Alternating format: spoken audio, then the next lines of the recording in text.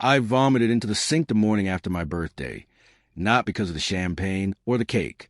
It was something deeper, a slow poison threading through me like a quiet fire. I stared into mirror, pale skin, damp forehead, heart skipping like a broken metronome. That watch she gave me was still strapped to my wrist, pristine, elegant, ticking away as if nothing had gone wrong. I didn't know it yet, but every tick was a step closer to something much darker. She'd given it to me with a kiss that barely registered. "Happy birthday, babe," she whispered, fastening it onto my wrist like a manacle. It was a beautiful timepiece, jet black face, silver edges, sapphire crystal. Far too luxurious for someone who constantly reminded me we had to cut back on expenses. But I never questioned it. I loved her. And that's the cruelest part. I really did. 3 years married. 5 years together. We had dreams. I built a startup from scratch in our tiny apartment. Long, sleepless nights pitching ideas while she typed away at the dining table. I thought we were building something together. But Real partners don't whisper lies. They don't erase messages. They don't give you gift designed to kill.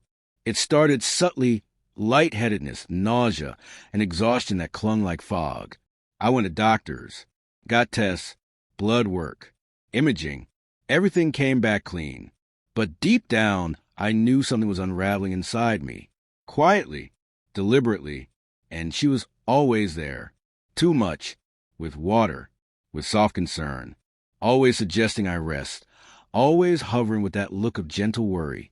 I didn't confront her. I watched.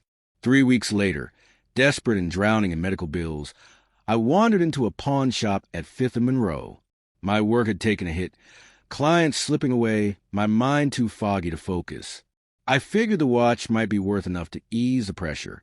The man behind the counter looked ex-military, tight buzz cut, an eagle tattoo flexing on his forearm. He picked up the watch, examined it briefly, then froze. His face went ghost white. He looked at me like I'd just handed him a bomb. "Where'd you get this?" he asked. "My wife. Birthday present." He pushed it back toward me like it had burned his hand.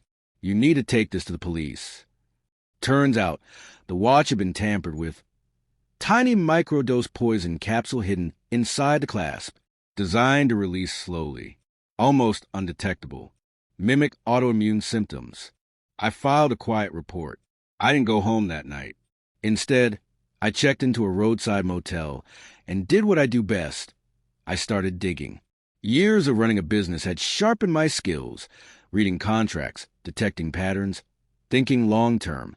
People forget that revenge is just strategy with sharper teeth. First, I rewrote my will, everything now going to my godson. She never noticed the notary slips in my drawer. Then I quietly set up a dummy LLC, used it to drain small amounts from our joint accounts, just enough to catch her interest, to tempt her hunger. Then I baited the trap. I invented a fake client, loaded, eager, looking for help. Meetings were scheduled, business trips suggested. She pushed me to take them. She believed the poison had me too weak to notice anything else. But I was watching everything. 2 weeks later, I cracked into her cloud storage. Her password security was sloppy. There was screenshots, messages, videos. Her lover? My own business partner.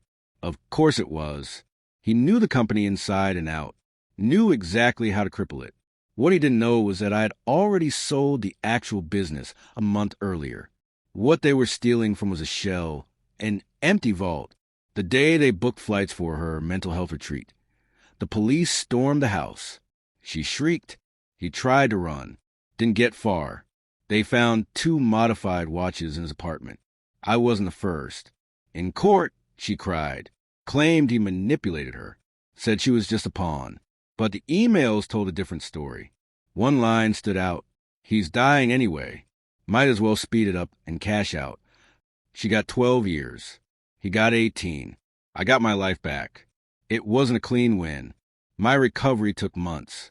But every breath I drew after that verdict felt clearer, sharper, like I'd been holding it in for years. People still ask if I miss her. I don't.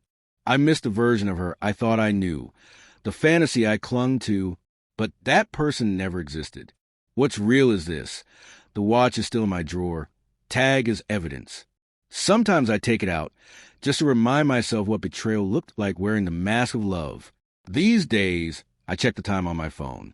I don't need a watch to remind me how fast things can change, especially when someone's counting on you not to notice.